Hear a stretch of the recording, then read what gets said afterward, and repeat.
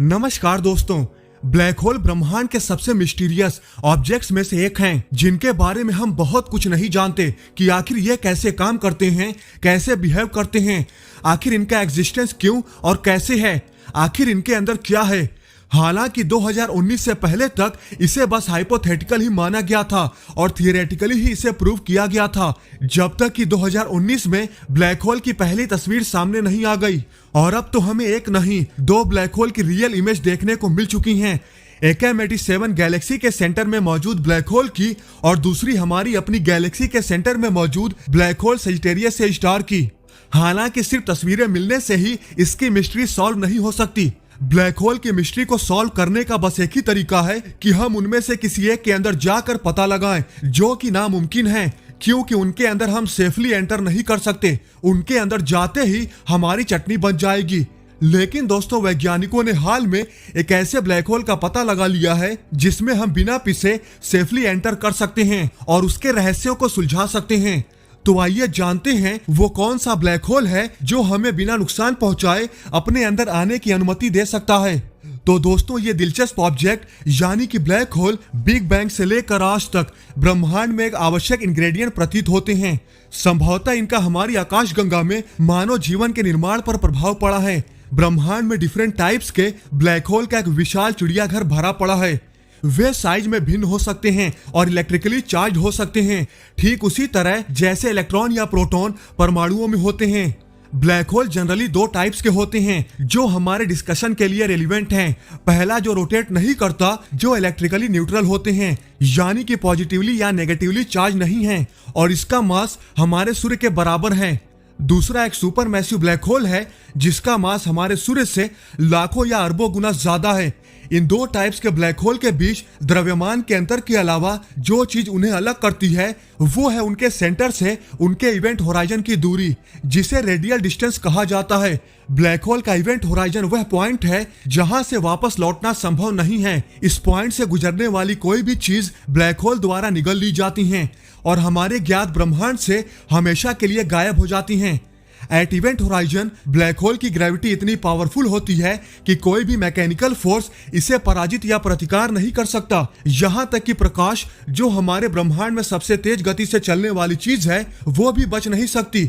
इसलिए तो इसे ब्लैक होल कहा जाता है। इवेंट होराइजन का radial size respective black hole के मास पर निर्भर करता है और किसी व्यक्ति के इनमें गिरने पर जीवित रहने के लिए यह इंपॉर्टेंट है। हमारे सूर्य यानी एक सोलर मास के मास वाले ब्लैक होल के लिए इवेंट होराइजन का रेडियस लगभग 2 मील के करीब होगा। वहीं इसके विपरीत हमारी मिल्की वे गैलेक्सी के सेंटर में मौजूद सुपर मैसिव ब्लैक होल का मास लगभग 4 मिलियन सोलर मास के बराबर है और इसका इवेंट होराइजन लगभग 7 मिलियन माइल्स या 17 सोलर रेडियस के बराबर है।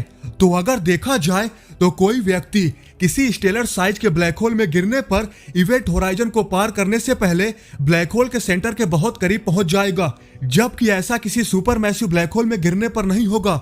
इसका तात्पर्य यह है कि ब्लैक होल के सेंटर की क्लोजनेस की वजह से किसी व्यक्ति पर ब्लैक होल का खिंचाव उसके सिर और पैर के अंगूठे के बीच अरबों गुना तक भिन्न होगा, जो इस बात पर निर्भर करेगा कि फ्री फॉल का नेतृत्व कौन कर रहा है। दूसरे शब्दों में, अगर कोई व्यक्ति स्टेलर मास वाले ब्लैक होल के इवेंट होराइजन के पास पहुंचते समय अपने पैरों के बल पर नीचे गिरता है तो उसके पैरों पर ग्रेविटेशनल फोर्स उसके सिर पर ब्लैक होल के खिंचाव की तुलना में कई गुना अधिक होगा। उस व्यक्ति को स्पैगेटिफिकेशन का अनुभव होगा और लंबे पतले नूडल जैसे शेप में खिंच जाने की वजह से संभवतः वह जीवित नहीं बच पाएगा।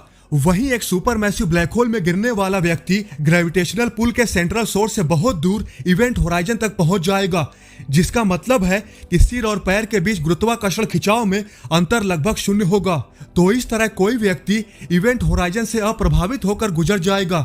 वह एक लंबे पतले नूडल में नहीं खिंचेगा, जीवित रहेगा और ब्लैक होल के इवेंट होराइजन से बिना किसी कष्ट के आगे निकल जाएगा।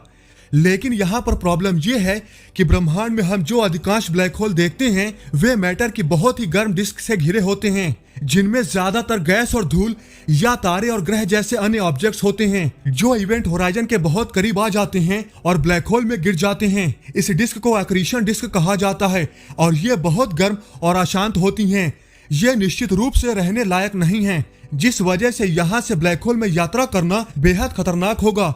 इनफैक्ट अगर कोई भी व्यक्ति ब्लैक होल के अंदर जाना चाहता है तो उसे तो इस एरिया को तो पार करना ही होगा। अब चूंकि यह क्षेत्र लाखों डिग्री सेल्सियस तक गर्म होता है, इसलिए इसे पार करके ब्लैक होल में जाना असंभव होगा। यहाँ आते कोई भी व्यक्ति तुरंत भस्म हो जाएगा। इसलिए इसमें सुरक्षित तरीके से प्रवेश करने के लिए आपको एक ऐसे सुपरमैसिव ब्लैक होल की तलाश करनी होगी जो एक्टिव नहीं, इनएक्टिव हो, जो पूरी तरह से आइसोलेटेड हो और आसपास के मटेरियल, गैस या यहाँ तक कि तारों से ऊर्जा प्राप्त न कर रहा हो। अगर ऐसा है तो ब्लैक होल के चारों तरफ अक्रीशन डिस्क गर्म नहीं होगी, इनफैक्ट होगी ही नहीं, क्योंकि अक्रीशन डिस्क बनती ही तभी है जब ब्लैक होल अपने आसपास की चीजों को अपनी तरफ खींचता है। तो जब ब्लैक होल के चारों तरफ अक्रीशन डिस्क नहीं होगी तो सुपरमैसिव ब्लैक होल के सेंटर के करीब जाया जा सकता है। अब अगर किसी व्यक्ति को साइंटिफिक स्टडी के लिए सुटेबल एक अलग तरह का सुपरमैसिव ब्लैक होल मिल जाए और वह उसमें जाने का फैसला करे, तो ब्लैक होल के अंदरूनी हिस्से में देखी गई या मापी गई हर चीज ब्लैक होल के इवेंट होराइजन के भीतर ही सीमित रहेगी। क्योंकि मान लो अगर किसी तरह से आइसोलेटेड सुपरमैसिव ब्लैक होल मिल भी जाता है और हम किसी तरह से सेफली उसके इवेंट होराइजन को पार भी कर देते हैं, तो फिर उसके आगे क्या? हम इवेंट होराइजन को पार करके ब्लैक होल को कुछ हद तक स्टडी कर भी लेते हैं, तब भी हमारे द्वारा इकट्ठा की गई जानकारी हमारे तक ही सीमित रहेंगी जब तक हम जीवित रहेंगे। क्योंकि यह ध्यान रहे कि इवेंट होराइजन से परे गुरुत्वाकर्षण खिंचाव से कुछ भी बच नहीं सकता। अंदर गिरने वाला व्यक्ति इस इवेंट होराइजन से परे अपने निष्कर्षों के बारे में कोई भी जानकारी वापस नहीं भेज पाएगा। उनकी यात्रा और निष्कर्ष पूरे ब्रह्मांड में बाकी हिस्सों के लिए हमेशा के लिए खो जाएंगे। लेकिन एक बात तो है, जहां हम एक्टिव ब्लैक होल के करीब जाते ही पल भर में मारे जाएंगे, हम किसी भी चीज के बारे में जान ही नहीं पाएंगे। लेकिन आइसोलेटेड ब्लैक होल से हम भले ही वापस नहीं लौट पाएं, भले ही जानकारी वापस न भेज पाएं, लेकिन शायद जब तक हम जीवित रहेंगे वहां रोमांच का आनंद लेंगे। कम से कम हमारे लिए भले ही वन वे टिकट होगा, लेकिन हम कम से कम ये तो जान पाएंगे कि एक्चुअल में ब्लैक होल के अंदर होता क्या है और ये एक्चुअल में वर्क कैसे करते हैं। और इसके लिए सबसे जरूरी बात यह है, हमें सबसे पहले तो ऐसे सुपरमैसिव ब्लैक होल की तलाश करनी होगी जो कि आइसोलेटेड हो और उसमें प्रवेश करने वाले व्यक्ति का जिगरा बहुत ही भयंकर लेवल का हो, जिसे ये पता हो कि वो वापस नहीं आ पाएगा और वो व्यक्ति पूरे ब्रह्मांड में किसी को भी अपने निष्कर्षों की जानकारी देने की उम्मीद न रखता हो। जो भी चीजें होंगी बस उसी तक ही सीमित रहेंगी। अगर ऐसा कोई ब्लैक होल मिले तो क्या उनमें जाने वाले व्यक्ति में से एक आप होना चाहेंगे? हमें कमेंट करके जरूर बताएं। तो दोस्तों, आज की इस वीडियो में बस इतना ही। आई होप आपको ये वीडियो जरूर पसंद आई होगी। अगर आपको ये वीडियो पसंद आई है तो लाइक और शेयर करना न भूलें और ऐसी ही इंटरेस्टिंग वीडियो देखने के लिए हमारे चैनल को सब्सक्राइब करना तो बिल्कुल भी न भूलें। तो मिलते हैं नेक्स्ट वीडियो में। जय हिंद।